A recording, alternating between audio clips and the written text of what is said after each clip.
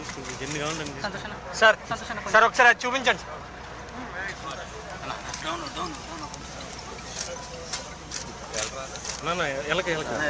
Sir. Sir sir sir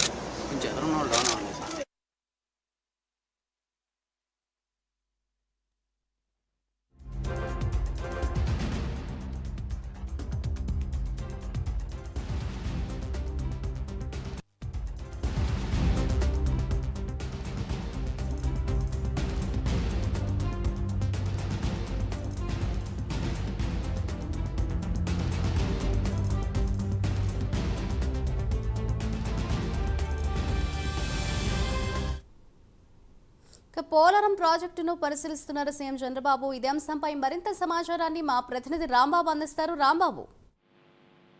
thank you Madhavi. 11:30 గంటలకు 11:45కు రావాల్సిన చంద్రబాబు 10 నిమిషాలు ఆలస్యంగా 11:55 పోలవరం ప్రాజెక్టు వద్దకు చేరుకున్నారు. వచ్చేటప్పుడే హెలికాప్టర్లోనే పోలవరం ఏరియా రివ్యూ కూడా చూడటం జరిగింది. వచ్చిన తర్వాత అధికారులు జలవనరుల శాఖ మంత్రి నిమ్మల రామానాయుడు, అదే రకంగా పర్యాటక శాఖ మంత్రి కందులు దుర్గేష్ తో పాటుగా ఎమ్మెల్యే అందరూ కూడా ఘన స్వాగతం పలికారు. మొట్టమొదటిసారిగా ప్రమాణ స్వీకారం చేసిన ముఖ్యమంత్రిగా పోలవరం రావడంతో ఘన స్వాగతం పలికారు జిల్లా నాయకులు, ఎమ్మెల్యేలు అందరూ కూడా. అనంతరం అధికారులు ఇక్కడ ఏదైతే వ్యూ పాయింట్ ఉంది, పోలవరం స్పిల్వే పైన కొండపైన వ్యూ పాయింట్ ఉంది, ఆ వ్యూ పాయింట్ దగ్గర నుంచి మొత్తం మళ్ళీ ఒకసారి పోలవరం ప్రాజెక్టు తీర ప్రాంతాన్ని కూడా ఆయన పరిశీలన చేశారు. అక్కడే మ్యాప్ పాయింట్ ద్వారా వీళ్ళు అధికారులు, అది ఎవరైతే పోలవరం ప్రాజెక్ట్ అధికారులు ఉన్నారో, పోలవరం ప్రాజెక్ట్ ఇంజనీర్లు ఉన్నారో వాళ్ళంతా కూడా సీఎం చంద్రబాబుకి ఎక్స్ప్లెయిన్ చేసి చెప్పిన పరిస్థితి ఉంది. ఆయన కొన్ని డౌట్లు కూడా అక్కడి నుంచి అడిగి తెలుసుకున్నారు. అనంతరం ప్రత్యేక బస్సులో ఏలూరు ఎంపీ పుట్ట మహేష్ యాదవ్, అదే రకంగా జలవనరుల శాఖ మంత్రి నిమ్మల రామానాయుడు, కందులు దుర్గేష్ తో పాటు స్థానిక ప్రజాప్రతినిధులు కూడా తీసుకుని బస్సులో మొత్తం పోలవరం ప్రాజెక్టు దగ్గర ఉన్న ఎగువ కాపర్ డ్యాము, దిగువ కాపర్ డ్యాము, రాకం ఎత్తు డ్యాము, అదే రకంగా సిల్వే ప్రాంతాన్ని మొత్తం అన్ని కూడా ఆయన క్షుణ్ణంగా క్షేత్రస్థాయిలో పర్యటన చేపట్టారు. గంటన్నర సమయంగా ఈ పర్యటన కొనసాగుతూ ఉంది. ఎండ వేడిమి ఎక్కువ ఉన్నప్పుడు కూడా బస్సులో అధికారులని, ఇంజనీర్ని, మంత్రులు, ఎమ్మెల్యేలతో కలిసి చంద్రబాబు నాయుడు క్షేత్రస్థాయిలో పర్యటన అయితే చేస్తున్నారు.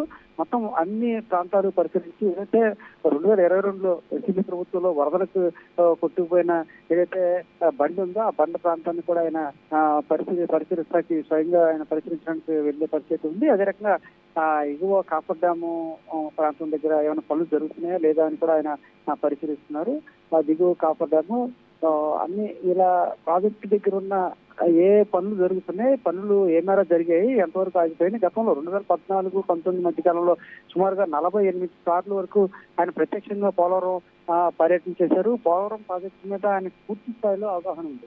అయితే తర్వాత 2019-24 మధ్యకాలంలో వైసీపీ ప్రభుత్వంలో ఈ ప్రాజెక్టు పరిసరానికి ఎవరిని రానివ్వకుండా వాళ్ళు పనులు నిలిపివేసిన పరిస్థితి. ఒక్కసారి మాత్రం చంద్రబాబు నాయుడు రావడం జరిగింది. మరోసారి ఏదైతే వరదలకి దెబ్బతిన్న ప్రాంతాన్ని పరిశీలించడానికి వస్తానన్నప్పుడు కూడా ఎవరిని కూడా రానివ్వకుండా అడ్డుకున్న పరిస్థితి. పోలవరం ప్రాజెక్టు పరిసర ప్రాంతాలకు కూడా అటు మీడియాని కానీ ఇక్కడ ఎవరిని కూడా అనుమతించిన పరిస్థితి. గతంలో తెలుగుదేశం పార్టీ సమయంలో ప్రాజెక్టు నిర్మాణం జరుగుతున్నప్పుడు అందరినీ కూడా, ప్రజలందరినీ కూడా రాష్ట్ర వ్యాప్తంగా నలుమూలలో ఆర్టీసీ బస్సుల్లో కూడా ప్రాజెక్టు జరుగుతున్న తీరుతెన్నులు ఆయన క్షేత్రస్థాయిలో పారదర్శకంగా చూపించేందుకు అందరికి కూడా ఎంతోమంది రైతులను, ప్రజలను కూడా తరలించిన ఇక్కడ ప్రాజెక్టు వద్దకు బస్సులు పెట్టి మరీ చూపించిన పరిస్థితి అయితే వైసీపీ ప్రభుత్వం దానికి భిన్నంగా రివర్స్ స్టాండింగ్ విధానం ఎలా అయితే చేపట్టారు అలాగే ఇక్కడ కూడా పోలవరం పర్యటన అయితే పూర్తి స్థాయిలో నిషేధాజ్ఞలు అయితే విధించిన పరిస్థితి. మీడియాకు కూడా పోలవరం ప్రాజెక్టు చూసే పరిస్థితి లేకుండా పోయింది.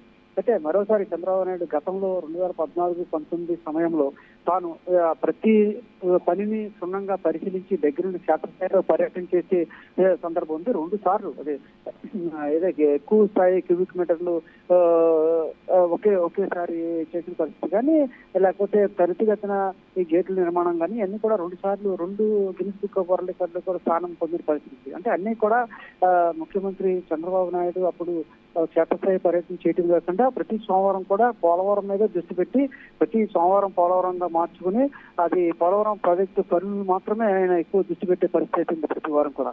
అయితే తర్వాత ఏం జరిగిందని తెలుసుకోవడం కోసం ముఖ్యమంత్రిగా ప్రమాణ స్వీకారం చేసిన మొదటి సోమవారం, ఈరోజు బక్రీద్ పండుగ అయినప్పటికీ కూడా దానికి ఉన్న కమిట్మెంట్ ప్రకారం సోమవారం అనగా ఖచ్చితంగా పోలవరం పర్యటించాల్సిందే అనే అధికారులని కూడా ఆదేశించింది. అదే రకంగా చాలా యువకుడు ఉత్సాహవంతుడు హ్యాట్రిక్ ఎమ్మెల్యేగా ఉన్న పాలకొల్లు నుంచి గెలిచిన నిమ్మల రామానాయుడు హ్యాట్రిక్ గెలిచి సాధించారు. ఆయనకి ఇరిగేషన్ శాఖ కూడా అప్పచెప్పాడు. రామానాయుడు కూడా చంద్రబాబు టైపు లాగా కష్టపడే తత్వం ఎక్కువ ఉంది. అతనికి కేటాయించిన కాడి నుంచి 5 రోజుల పాటు పూర్తిగా ఈ పోలవరం ప్రాజెక్టు సంబంధించి అధికారిని అడిగి తెలుసుకుంటే 2 రోజులుగా ఇక్కడే ప్రాజెక్టు దగ్గర ఉన్న పరిస్థితి కూడా ఉంది. అయితే ఈ ప్రాజెక్టు పర్యటనలో క్షేత్రస్థాయిలో పర్యటన చేస్తూ అన్ని విషయాలు కూలంకషంగా ఇంజనీర్లు అడిగి తెలుసుకుంటున్నారు.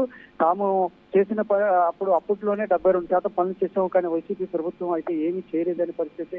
ఇక్కడ ఖచ్చితంగా ఆయన క్షేత్రస్థాయిలో కళ్ళారా చూడటం కోసం పర్యటన బస్సులో ప్రజాప్రతినిధులు మంత్రులు కూడా తీసుకెళ్లిన పరిస్థితి ఉంది. అక్కడ ప్రతిదీ కూడా క్షుణ్ణంగా పరిశీలిస్తున్నారు. గతంలో 2014-19లో ఎంతవరకు పనులు చేపట్టాము, అక్కడ చాలా పనులు అయితే ముందుకు అప్పుడు ఆగిపోయిన తర్వాత ప్రభుత్వం మారిన తర్వాత ఒక అడుగు కూడా పడిన పరిస్థితి ఉంది. కొన్ని చోట్ల కొన్ని పనులు అంటే రైల్వే తలుపులు బిగించడం అంటే చిన్న పనులు తప్ప మిగతా పనులు కూడా కొద్దిగా వైసీపీ ప్రభుత్వంలో చేసిన పరిస్థితి ఎక్కడ లేదు. ఈ నేపథ్యంలోనే అన్ని కూడా తాను క్షుణ్ణంగా పరిశీలించిన తర్వాత అధికారులు చెప్పినప్పటికీ కూడా మ్యాప్ రూపంలో చెప్పినప్పటికీ వాళ్ళు అన్ని కూడా క్షేత్రస్థాయిలో ఉన్న పరిస్థితులు చెప్పినప్పుడు కూడా కాదు, తాను క్షేత్రస్థాయిలో పర్యటన చేసి వాళ్ళు చెప్పిన నిజమా కాదా అని ఆయన తెలుసుకునే వరకు నమ్మకం కలిగిన పరిస్థితి. అందువల్ల క్షేత్రస్థాయి పర్యటనకి దాదాపు 1.5 సమయం అవుతుంది.